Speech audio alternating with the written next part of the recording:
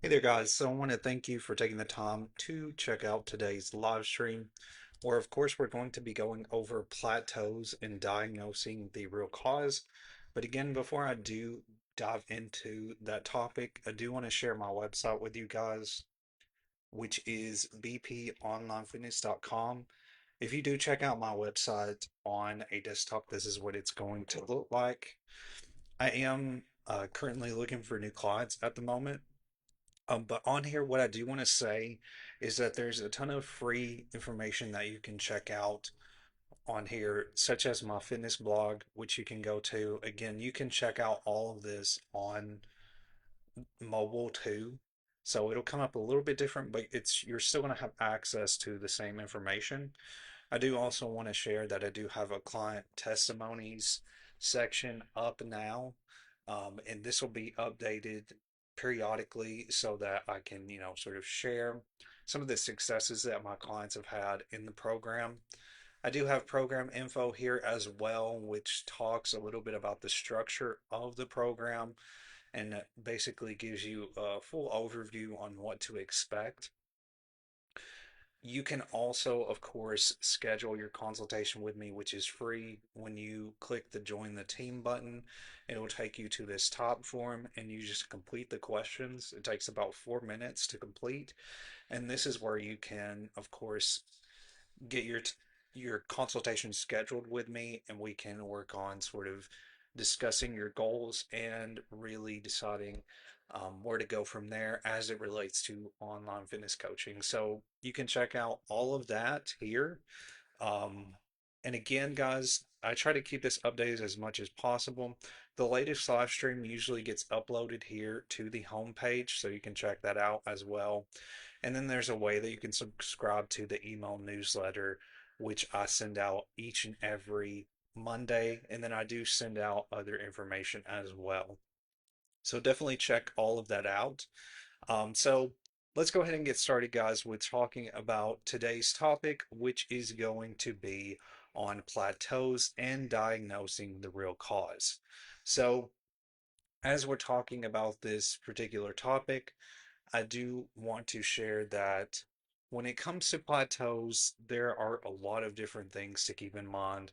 It's really important to be aware that when we are approaching our routine, that we can't let any kind of setback sort of, throw us off from the progress that we could be making. So keep in mind that this is going to give you better insight on how to really approach overcoming a plateau and really knowing how to identify when it may be happening to you. I've had situations where I've went through plateaus myself, so I understand, a lot of how this can feel. So I think this will be helpful for anybody, really. I think this is a topic that, especially if you're going through a fitness routine, you're likely going to feel, you know, this sort of feeling of setbacks or feeling of not making as much progress as you expect to make. So it's important to just, take these points in mind and don't get so, hung up on where you're at. And I'm going to discuss, as we go through to, again, how to identify when you're reaching that point and how not to let your mind sort of sabotage you from making more progress. So here's the topics that we're going to be discussing here today. So we're going to, of course, go over all of these points here. Plateau triage, of course, is it a true plateau or if it's just noise? So there's a difference between those two that we'll discuss. Progressive overload audit, basically, understanding, are you adding stress or are you adding the right stress in your workouts? Volume versus recovery mismatch, the hidden plateau maker. Intensity and proximity to failure, are your sets hard enough to signal growth? Exercise selection check, are you training the muscle or just moving the weight? Technique drift and targeting, so form cues that bring growth back. Nutrition plateau diagnosis, not eating enough, not digesting enough, and not consistent enough. So these are all the points we're going to go over. We're going to touch a little bit about workouts alongside nutrition. So it's going to be a mix of those two elements, but we're primarily going to talk about mainly the sort of workout side of things. So, plateau triage. So, is it a true plateau or is it just noise? So, these are the points that you need to think about as you are sort of assessing whether you are going through a plateau. So, of course, step one is it a real plateau? So, 2 to 3 weeks, if you're at roughly 2 to 3 weeks with no progress in strength, reps, or performance. So scale weight and measurements and photos are all stagnant, so you're not seeing progression in any of those areas. So keep in mind that not just one bad workout or low energy week. So to really identify it, really make sure that you're stepping back and thinking about how your progress has been going for the past 2 to 3 weeks or the past month, and really identifying if you feel like you're making progress in the right direction. Now, keep in mind you have to put in consideration the scale, not just your weight itself, but also measurements and really taking photos to see, sort of that progression as well. This is something that I mention to clients every time I do like a starting, basically like you know, not the check-in call, but it's actually when I do a second call with potential clients. I'll always mention, going and taking time to take pictures, take before and after pictures, and also taking measurements. And one of the reasons why I always mention measurements is that measurements do help you to really identify more of the progress you're making on a more intricate scale, I guess you could say. Because a lot of times body weight, especially with hypertrophy and muscle gain, you don't really see that progression in the same way as when we're talking about fat loss, because your weight is going to go up a lot of times when you are focusing on a muscle gain goal. That's not necessarily bad weight that's going up, that's likely muscle, but you have to take into consideration also, whether you are gaining muscle in each of those areas, your arms, whether it be your chest. You can use measurements to really assess that as well. So don't think of just, one single bad workout as a setback. If you're having consistent, sort of bad workouts or you're having low energy weeks, just focus on, really taking time to step back and see, okay, is this really affecting my growth? So audit the growth signal. So has load, reps, sets, tempo, or range of motion progressed? So over the past 2 to 3 weeks or the past month, have you noticed a sense of progression in any of those different areas? Have you been able to control the weight more? Have you been able to slow down your reps more? And have you been able to increase your reps and sets? So, are you able to reach your working sets close enough to failure? So, what that means is close enough to failure is really trying to get close to sort of maximizing the amount of reps that you can perform in a workout. Or are you repeating the same stimulus week after week? And this is something that I mention a lot of times with clients is that you have to go into workouts with intention. The way that you progress is to approach each workout session with intention and think about what needs to be done today so that you can move forward in your workouts and so that you can progress to where you want to be. Because if you just go into the gym and go through the motions, you're going to go through those times of plateaus more often because you don't have a clear plan on why you're going in there. So that's another thing too, is being mindful of what you're doing. So check targeting and technique. So is there any form drift instilling tension? So is your form not where it's supposed to be? Is it affecting the tension and really affecting the muscle that's being engaged? Is momentum replacing control? So if you're swinging the weights or moving the weights, really fast, that's going to affect your results too. So stronger muscles, are they taking over the movement? Are you having the muscles that are, larger or, you may be trying to isolate a specific muscle, but you have larger muscles taking over. If you're noticing that, then that means you need to sort of identify how you're performing workouts. And like I mentioned time and time again, when we're focusing on workouts, our form has to always be the priority before we increase the weights that we're lifting. You have to keep that in mind in order to progress more effectively. So the next point, of course, is progressive overload. So progressive overload is a concept that I talk about over and over again. And the reason why I talk about it is because, especially when we're focusing on muscle gain, we have to put this into consideration. So, are you actually progressing or are you just repeating workouts?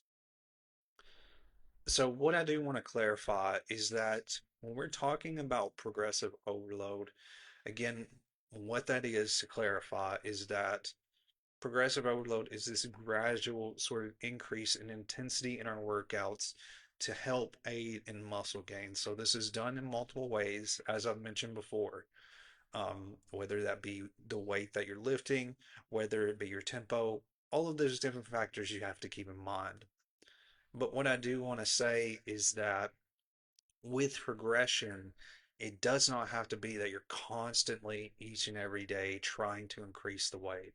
What you need to focus on is getting adjusted to that weight, mastering that weight as much as possible before you decide to increase. So if it gets to a point to where you're able to perform the workout seamlessly and it's not as difficult as it was before when you started lifting that weight, then that's when you need to sort of transition into, increasing the intensity. So these are the 5 questions to ask yourself weekly.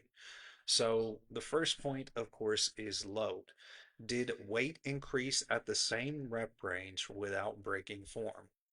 So again, if your form is where it needs to be and you're able to increase the weight effectively, then you've got to make sure you answer that question and know whether, you should be moving forward or if you are staying stagnant. So, reps and volume, did total reps or sets increase at the same load? So, where you're able to basically increase those reps and sets, but also continue to use the same load. Tempo and control are eccentrics slower. So what it means by, or what we're talking about when it comes to eccentrics is that means basically our lowering phase. So I don't want to go through, of course, that whole cycle again because I've mentioned eccentrics before many times. But basically, again, in your workouts, you have your concentric, your isometric, and your eccentric phases. So you have your lifting, which is mainly your concentric phase, your isometric, which is your in between or your pause between the workout. And then you have your eccentric phase, which is lowering the weight down. So if you're able to control the eccentric more, that's a good sign that you are progressing well. So are your pauses cleaner? Are you able are you able to perform reps with more intention? So if you're able to control the weight more, if you're able to have control over your tempo, that's a good sign that you're going in the right direction. Range of motion. So are you owning deeper and more stable positions under load? Are you able to keep the weight stable? Are you able to fully extend your arms out, fully lift the weight up? Are you able to go through that full range of motion without having momentum sort of take over? Recovery signals. This is another important thing to keep in mind, and I think we sort of forget this too when it comes to progression. So, your sleep quality. Are you having good sleep quality? Are you sore very often? Is your soreness consistent? If you're really consistently sore for a long period of time, then that may mean that you need to sort of, take a step back and lower your intensity slightly. Or it could be too, again, that you may need to focus on maybe adjusting nutrition. There may be some factors that you need to adjust in order to progress more effectively. So performance consistency, are you able to really perform workouts and be, have a stable, amount of energy as you're going through workouts? Are you able to, perform at a good, higher effort? And when you sort of identify all of these points, everything will start to come together and you'll start to see what you need to shift and what you need to change in order to progress. So these are all questions that you need to ask yourself from week to week. And again, this is something that I mention a lot of times with clients. You know, it's the same concept with when we're going into the gym. This is all intentional stuff that you have to think about.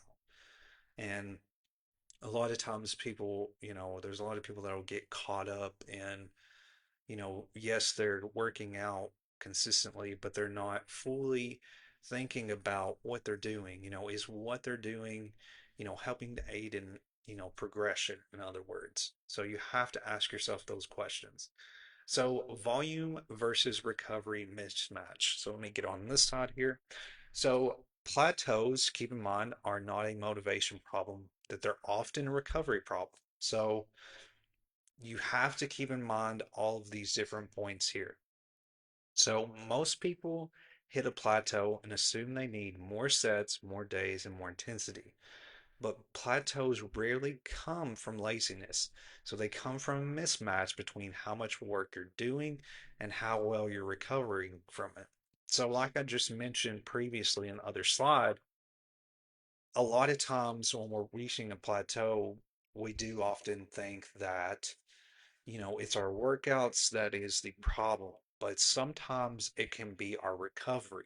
If our recovery isn't in check and we're not, taking into consideration that side of things, then it's going to affect our progress. And like I mentioned, with, our workout routine in itself is that we have to balance the three pillars, like I mentioned, which is your workouts, your nutrition, your recovery. If one side is emphasized more than the other, then it's not, your progression is not going to happen and everything's going to fall apart. So let me get on this side here. So for volume, volume is basically total stress that is applied to the body. So this is, of course, what you're doing in workouts. This is your sets, your reps, your load, your intensity techniques, and your frequency of how often you perform those workouts. So that's volume, and that's what we generally focus on a lot of times when we reach a plateau. So keep in mind that either or can cause a plateau, but what I'm trying to mention here is that we sort of look over recovery. So recovery is your body's ability to adapt to that stress. So the way that you improve, the effects of recovery all depends on your sleep, your nutrition, your stress levels, your conditioning, age, and lifestyle. Of course, there's some of these that you can't change, but there are some that you can. So, like your sleep, your nutrition, and your stress, and your lifestyle, all these can be changed. But you need to make sure that you're identifying whether recovery is the issue or whether volume is the issue. So, a mismatch happens when training stress keeps rising and recovery capacity stays the same or drops. So, let's say that you're performing workouts consistently, you're really focusing on, progression as you're going into your workouts, but maybe your sleep is lacking. Maybe you're not, reaching your macros fully every day. So that's sort of a sign. Yeah, you may be doing great in your volume and your workouts, but if your sleep and nutrition is not where it needs to be and it's not complementing your workouts, then that means that you have a mismatch and you have to take a step back and think about what you need to do to improve your sleep and nutrition in order to help it aid into your progression and to get past the plateau. So the next point is intensity and proximity to failure. So this is going back into workouts themselves. So your intensity and proximity to failure is all about focusing on how you are staying, consistent as you're performing the workouts and that you're able to really control the weight as much as possible and push yourself as close to failure as much as possible. So intensity is not just weight on the bar, it's how close your working sets come to muscular failure. So again, what muscular failure means is trying to reach to the point to where you can't lift the weight anymore. So, what proximity to failure means, of course, you cannot complete another rep with good form. So that's what you have to think about. So reps in reserve is how many reps you can still perform. So generally, you want to keep a certain amount of reps in reserve as you are performing workouts. So absolute failure, of course, is where you're having 0 reps in reserve. And then 1 to 2 reps in reserve is very close to failure. And generally, that's where you want to be, is to kind of be at that point to where you can still lift the weight, but it's getting really difficult to be able to, reach to the point of failure. So you've got to sort of be in that range to where you're getting as close as you can to the max amount of reps you could perform. And then 3 to 4 plus reps in reserve. Of course, this is not where you want to be. This is far from failure. So you want to consistently push yourself in the amount of reps you perform as much as possible, but you still don't want to compromise your form even when we're trying to focus on that intensity. So it's important, yes, we want to reach failure as much as possible, but we still have to focus on form as a priority. So why proximity to failure matters. So this recruits high threshold motor units. So this is growth capable fibers. So like I've mentioned in previous streams, you have different muscle fibers that are going to activate depending on workout intensity and depending on, how you control the weight and how much sort of stress you're putting on that muscle. So when you slow down, again, like what I've mentioned when we talk about, controlling our tempo, a lot of times when you slow down, you get more of those muscle fibers recruited in the workouts. And like what we're mentioning here with getting closer to failure, when you have that combination of controlling your tempo in your workouts and also reaching close to failure, you're having those motor units and those muscle fibers really activating more and leading to more muscle growth. So this creates efficient mechanical tension. Again, having, a fluid range of motion. In other words, it makes volume productive instead of just exhausting. So you're able to really lift that weight as effectively as possible and allows for progress without endless sets. So you just want to sort of kind of find that point to where you're getting as close to failure as much as possible as you're going through your workouts. But again, I want to reiterate that you still want to control form. You don't want your form compromised as we're, going forward. So try not to get to that point to where your form gets in the way of, trying to reach failure, in other words. So the next point is exercise selection check. So not every good exercise is good for your current goal. So each exercise has its own focus and it has its own benefit depending on your goal. So not all exercises are going to be ideal for maybe a goal that's focused on hypertrophy. So there's different exercises that are going to be more geared towards a specific goal than another. So let's say, for example, we're talking about, like I've mentioned when it comes to, like rep ranges. With separate rep ranges, your rep ranges are going to change based on your goal. So generally with a strength training goal, you're focusing on lower rep ranges, but a heavier amount of weight. And this sort of goes hand in hand with exercise selection because your exercises have to complement the specific goal you're going after. So use the check before adding volume, load, or intensity. So does it match the goal? So does the exercises that you're performing match the goal? So hypertrophy is generally focused on long tension, full range of motion, and a stable setup. Strength is generally loadable, repeatable, and technically consistent. Recovery is low joint stress and high blood flow. So, to give you a better example on what we're talking about, with hypertrophy, generally what we focus on is sort of being in a moderate weight, so sort of lifting a moderate, amount of weight while focusing on a rep range that's around 8 to 12 reps.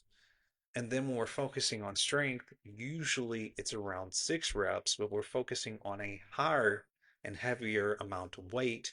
And then with recovery, we're generally not lifting a ton of weight. We may be focusing on body weight.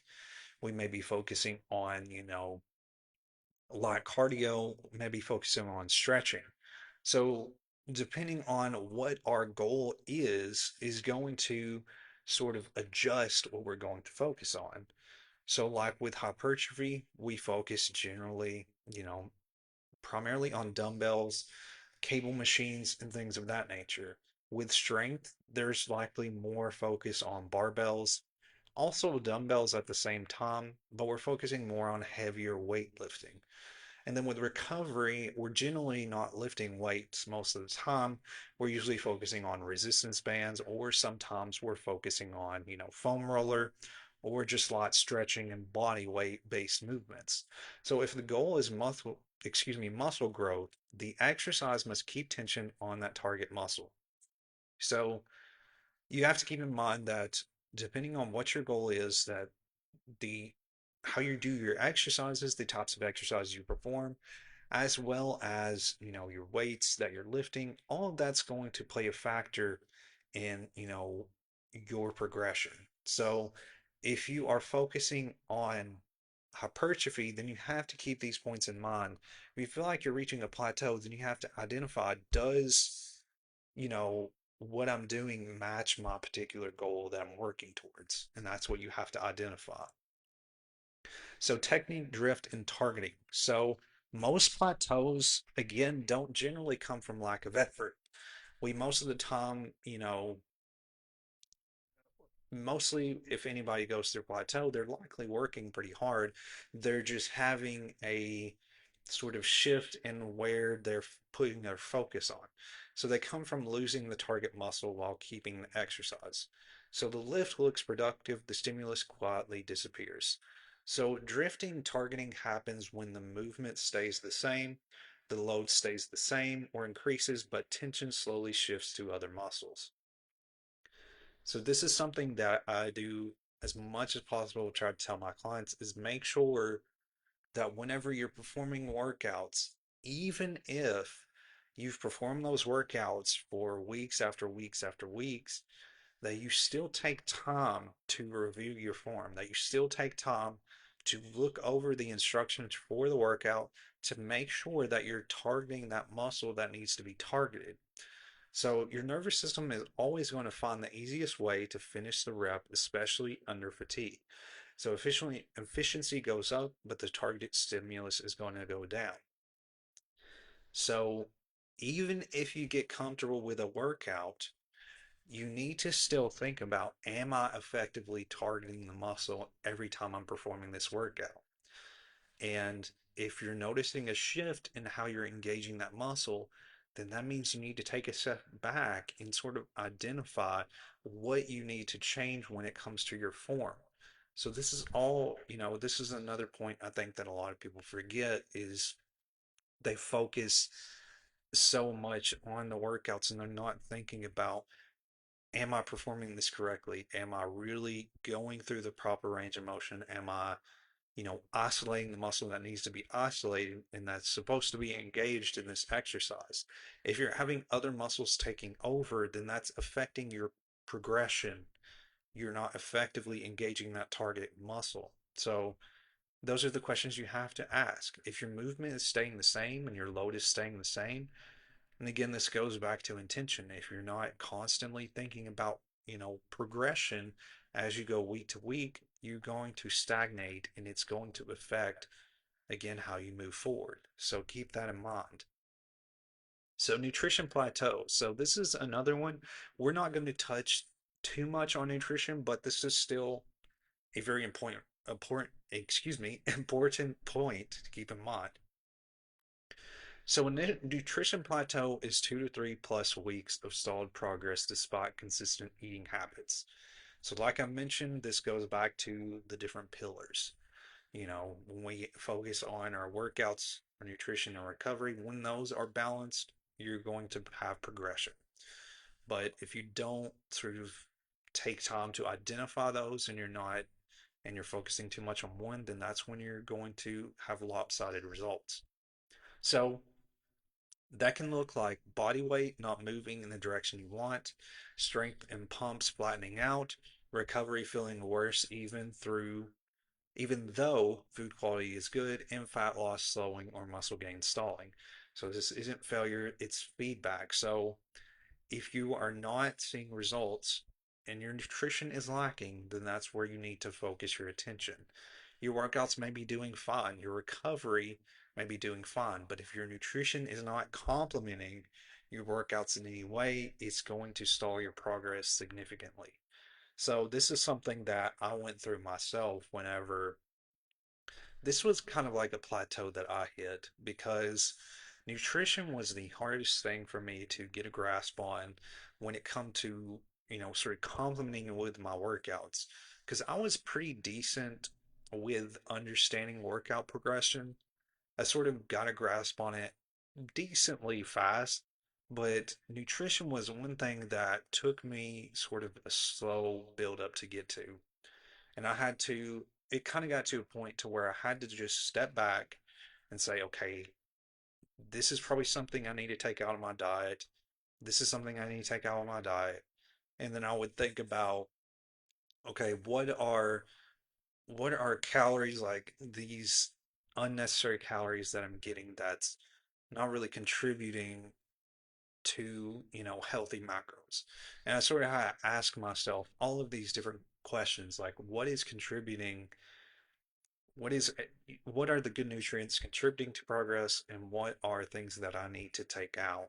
And that's sort of what it got to. And another thing I had to do too was for the longest time I wasn't tracking nutrition, so I had no idea on really where my nutrition was. But then when I tracked nutrition, I was able to get an idea on where my macronutrients were. And so when I was more aware of that, then that's how I could sort of overcome that nutrition plateau because I was identifying, okay, I needed to shift these in order for this to complement my workouts that I'm performing. And of course, too, especially when you focus on muscle gain, you have to be in a calorie surplus and you have to consume more than your normal maintenance calories that keeps you at the weight you're at. So with muscle gain, you have to go above that. And so monitoring your macronutrients is really important. And the same with calorie deficit when you're focusing on fat loss. If you don't know the calories you're intaking, you're not going to know, what you need to change. So when I started to consistently do that and track that, that's when I was able to adjust that particular sort of plateau that I was going over. So I did want to mention that as well. Nutrition is another thing that I think is just it's just hard to get a grasp on. And I know I'm not the only one. I know I do have clients that have the same issue with nutrition. But I think as far as any of the points that really I struggled with, it was always nutrition. Workouts were sort of easy for me to understand progression. There were maybe times where I had issues with, you know, being intentional when I would go into a workout and maybe forget to think about, okay, how do I need to progress today? But normally that would never be an issue. As long as I'm tracking workouts, and that's another thing to think about too. When you focus on tracking workouts, that really makes you intentionally think about progression each and every week. So when you do all these things, you'll sort of get to that point to where you get adjusted and you sort of know what you need to shift and what needs to, sort of be changed. So again, guys, I know this was a lot of different points when it comes to identifying plateaus. I will have this video, of course, uploaded to YouTube, and you can view it here in the group once the live is completed. But I will archive it to YouTube so that it can be watched as well there, and I will post it to my website if you did miss of course, the entirety of the stream so that you can watch it all in full. But thank you guys once again for your time. Again, guys, I do have my contact information here on screen. And if you haven't, again, at the beginning of this video, I mentioned my website, which is bponlinefitness.com. Again, there's a ton of information on there related to online fitness coaching, but there is also free resources that you can check out and make use of that can give you better ideas on sort of understanding all of the different parts of your workouts, your nutrition, your recovery, and just overall building better habits and sort of understanding more on how to properly set your goals. So, thank you guys again. If you're not aware, I do these every Wednesday at 12 p.m. Central Standard Time here on the Facebook group.